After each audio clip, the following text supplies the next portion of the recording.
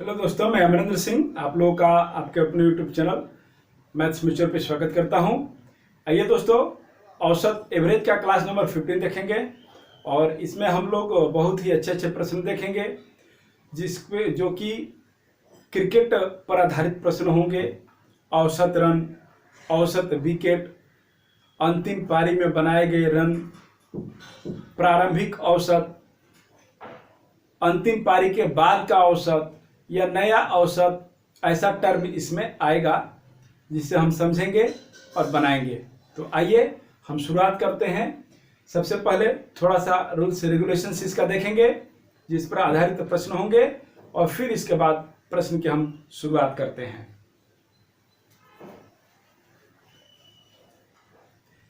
सबसे पहले यह देखना है कि यदि कोई औसत रन संख्या है किन्हीं पारियों का और एक अंतिम पारी में कुछ रन बनाया जाता है जिससे कि रनों की संख्या जो है सभी पारियों की बढ़ जाती है, तो आप ये बताइए कि नया औसत क्या है या अंतिम पारी के बाद का औसत क्या है। प्रश्न इसी तरह से पूछता है। यदि कमी हो जाता है तो भी प्रश्न पूछता है। सेम चीज, वृद्धि और कमी दोनों पर आधारित प्रश्न रहता है। तो हम थोड़ा नियम देखेंगे, इसके बाद प्रश्न की सीधे शुरुआत करते हैं। आइए देखते हैं नियम। नियम है कि अंतिम पारी में बनाया गया रन, कोई प्लेयर ही होगा, किसी खिलाड़ी द्वारा अंतिम पारी में बनाया गया कोई रन है, चाहे वो जो भी हो। इससे प्रभाव क्या होगा कि जो पूरा औसत है उसमें वृद्धि हो जाएगा। किसमें? जो पहले का पूरा औसत है उसमें वृद्धि हो जाता है। चलिए देखते हैं। अंतिम पारी में बनाया गया रन जो है यह क्या प्रभाव करता है? यह दिए रहने पर यह वृद्धि भी करता है और कमी भी करता है। तो पहला स्थिति क्या पूछेगा? पहला स्थिति आपसे पूछेगा कि यदि अंतिम पारी में बनाए गए कुछ रन हैं, अंतिम पारी में बनाए गए जो रन हैं इससे पहले के औसत में कुछ वृद्धि हो जाती है, तो नया औसत या अंतिम पारी के बाद का औसत क्या है? नया औसत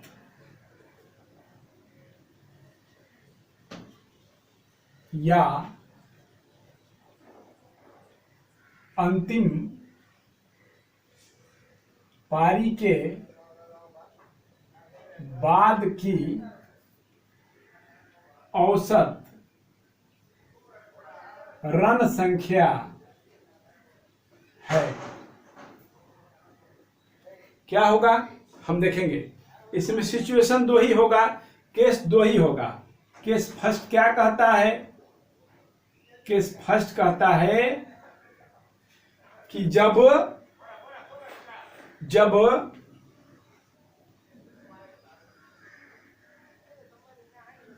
पहले के औसत रन संख्या में वृद्धि हो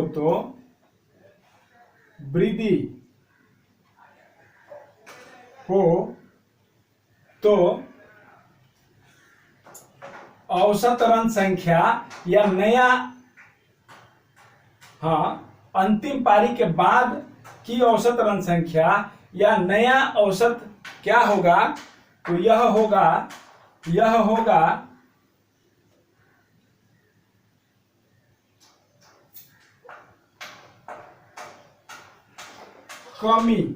कमी करके माइनस करके लिखेंगे, ठीक है। वह होगा कमी करके। केस 2 है जब पहले के औसत रन संख्या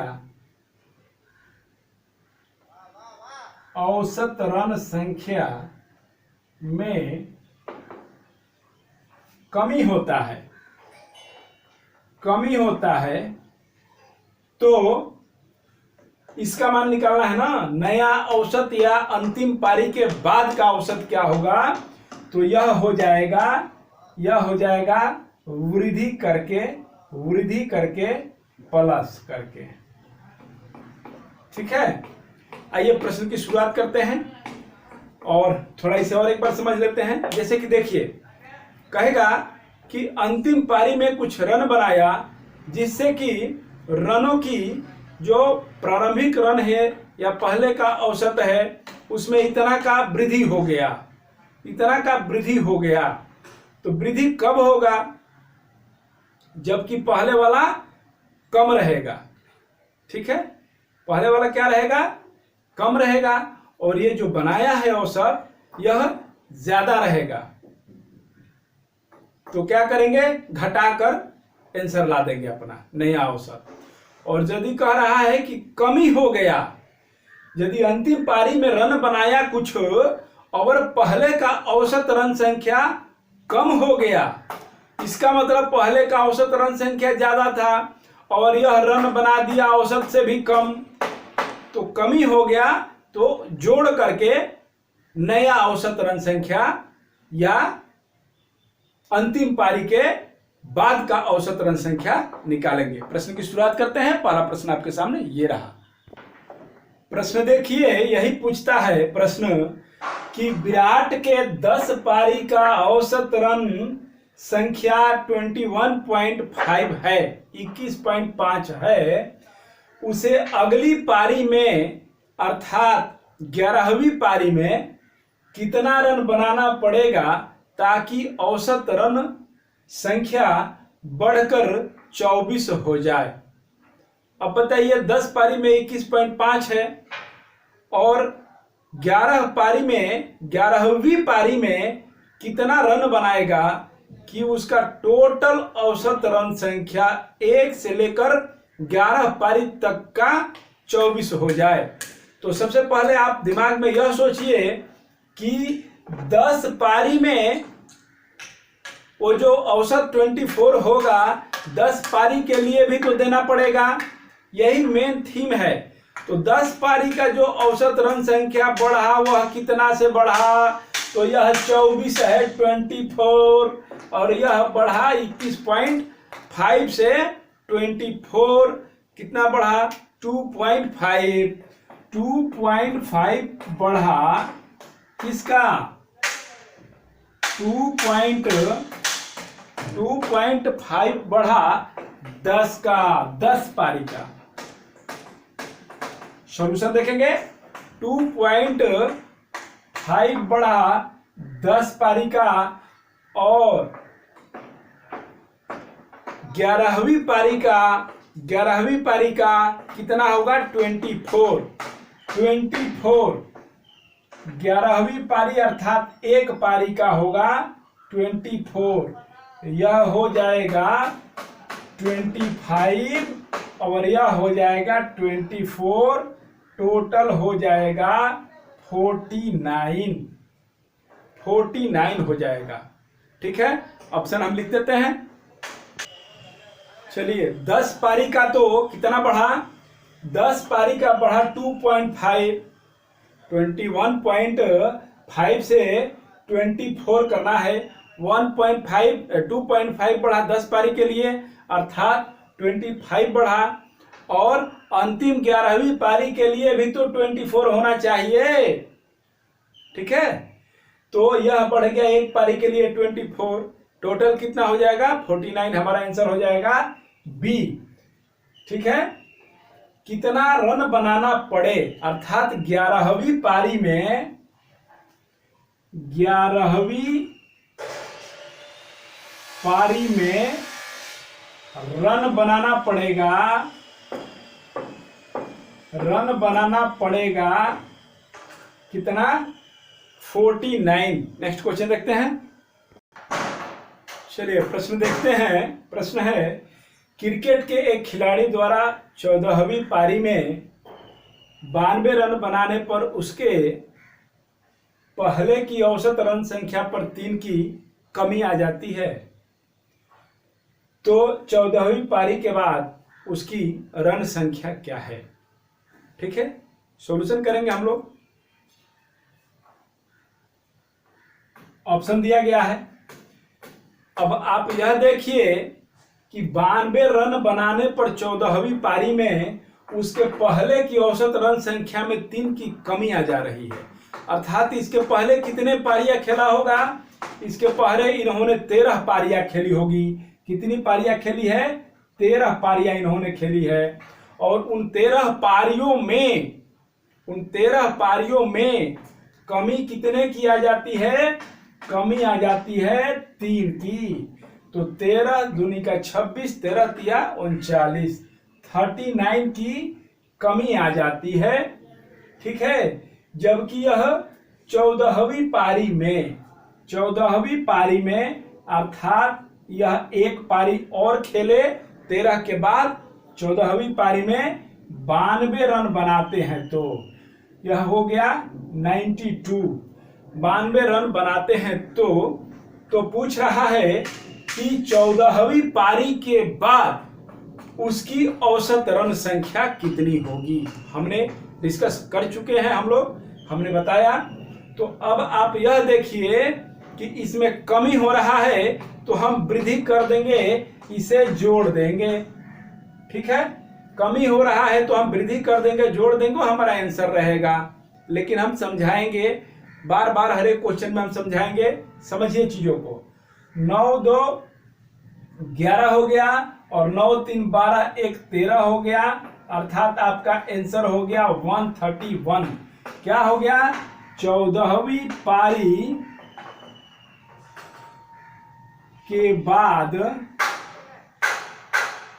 उसकी औसत रन संख्या हो गया। ठीक है, अब ध्यान से यह समझने वाली बात है कि यदि वह कुछ रन बनाया 14वीं पारी में, अंतिम पारी में 92 रन बनाया, तो औसत कम कैसे हो गया? क्योंकि जो 92 रन बनाया है, यह 92 रन औसत से बहुत कम है। औसत से बहुत कम है। जो 13 पारियों का औसत था उससे बहुत कम है। तब सभी पारियों में कितना का कमी कर दिया? पहले की 13 पारियों में कितना का कमी कर दिया? 3 का कमी कर दिया। तो 13 तिया 39 रन का कमी कर दिया। तो 13 तिया 39 रन जोड़ देंगे और इसका जो 92 रन है यह भी जोड़ देंगे। तो दोनों जोड़ने से जो नया औसत आएगा हमें प्राप्त हो जाएगा। ठीक है, कमी तो जोड़कर और वृद्धि तो घटाकर। नेक्स्ट क्वेश्चन देखते हैं। प्रश्न देखते हैं। प्रश्न है, 8 आदमी का एक समूह तीरंदाजी में भाग लेता है। सबसे अच्छा तीरंदाज 85 अंक लाता है। यदि वह 92 अंक लाता तो समूह का औसत अंक 84 हो जाता। तो समूह का कुल वास्तविक अंक कितना है? अब हम देखेंगे यह कि समूह का कुल अंक पूछ रहा है और समूह का कुल अंक होता है, योग होता है। तो योग क्या होता है भाई? तो योग होता है average into n. Average into n योग होता है। तो यह दिया हुआ है कि 8 आदमी का समूह, एक समूह तीरंदाजी में भाग लेता है। सबसे अच्छा तीरंदाज 85 अंक लाता है, लेकिन कंडीशन है कि यदि वह 92 अंक लाता, वास्तव में लाया नहीं है, तो समूह का औसत अंक 84 हो जाता। औसत अंक दे दिया, एवरेज दे दिया, 84 हो जाता 8 आदमी का औसत जब वह 92 अंक लाता तो कितना हो जाता? यह हो जाता 8 चौका 32 और 8 अठाई 64, 64 और 3 हो जाएगा 67, 8 चौका 32 का 2 हो जाएगा, 8 आई 64, 64 और 3 हो जाता है 65, 66, 67, 672 इसका हो जाएगा टोटल। लेकिन कह रहा है कि कुल वास्तविक अंक है। इनको भी पता है कि वास्तव में 92 अंक यह प्राप्त नहीं किए हैं। कितना अंक प्राप्त किए हैं? 90 अंक प्राप्त किए हैं 85। तो 92 माइनस 85 यह हो जाएगा कितना? यह हो जाएगा 7। अब यह जो 7 हो गया यह अधिक बढ़ा करके लिखा गया है कि 92 लाता तो, लेकिन लाया गया है 85 भ्रम में डालने के लिए। भ्रम में नहीं पढ़ना है। तो यह जो 7 अधिक है इसमें से अब हम घटा देंगे। हमारा योग आ गया, अब इसमें से 7 घटा देंगे, यही अधिक है, हमारा आंसर आ जाएगा। 12 में से 7 जाएगा, कितना होता है? 12 में से 7 जाएगा, नहीं जाएगा, 2 में से एक हासिल लेगा, तो 7 5 12 होता है। 12 में से 7 जाएगा, 5 हो जाएगा और एक हासिल चला गया इधर, तो यह हो जाएगा 6 और यह हो जाएगा 6। ठीक है, हमारा आंसर हो जाएगा 665, हमारा आंसर हो जाएगा। ठीक है, अर्थात कुल वास्तविक अंक है 665। नेक्स्ट क्वेश्चन देखते हैं। प्रश्न देखते हैं। प्रश्न है, एक क्रिकेटर का गेंदबाजी औसत 12.4 रन प्रति विकेट है। 12.4 रन देता है तो 1 विकेट लेता है। आगे 26 रन देकर 5 विकेट लेता है तो औसत में 0.4 की कमी हो जाती है। अब औसत कितना होगा? टोटल 12.4 के जगह पर एवरेज हो जाएगा 0.4 की कमी अर्थात 12। अंतिम मैच तक लिए गए विकेटों की कुल संख्या कितनी है? तो शुरू में देखेंगे कि क्रिकेटर का गेंदबाजी औसत 12.4 रन प्रति विकेट है, तो विकेट कितना है? मान लिए कि n विकेट लिया होगा, n विकेट लिया होगा और रन दिया होगा 12.4 प्रति विकेट के अनुसार, तो कुल रन हो गया, कुल रन हो गया। अब क्या होगा कि आगे 26 रन दिया तो यह भी रन हुआ, तो टोटल क्या बोल रहा है कि अब जो एवरेज 12.4 था तो ये हो जाने से अब एवरेज कितना हो जाएगा?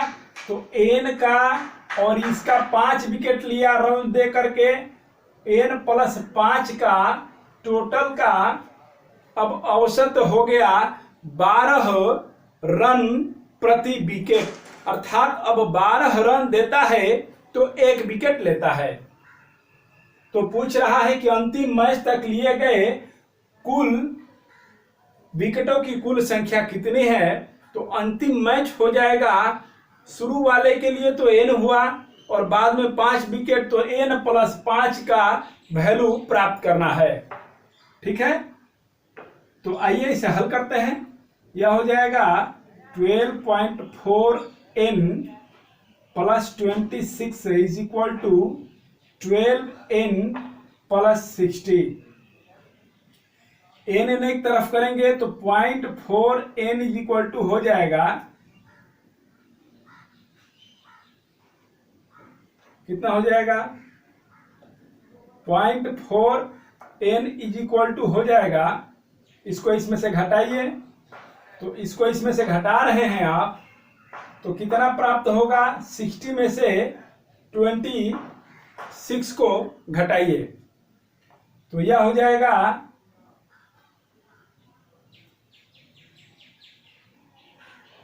12 10 में से 6 जाएगा तो 4 हो जाएगा, एक हासिल दिया, और 5 में से 2 जाएगा तो 3 हो जाएगा।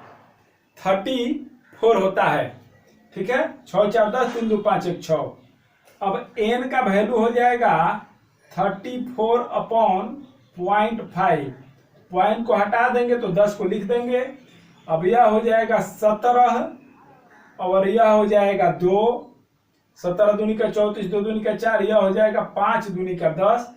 अब 17 5 85 हो गया n, तो n + 5 का वैल्यू पूछ रहा है। यह हो जाएगा 85 + 5, यह हो जाएगा 90। कितना हो जाएगा? 90 हो जाएगा।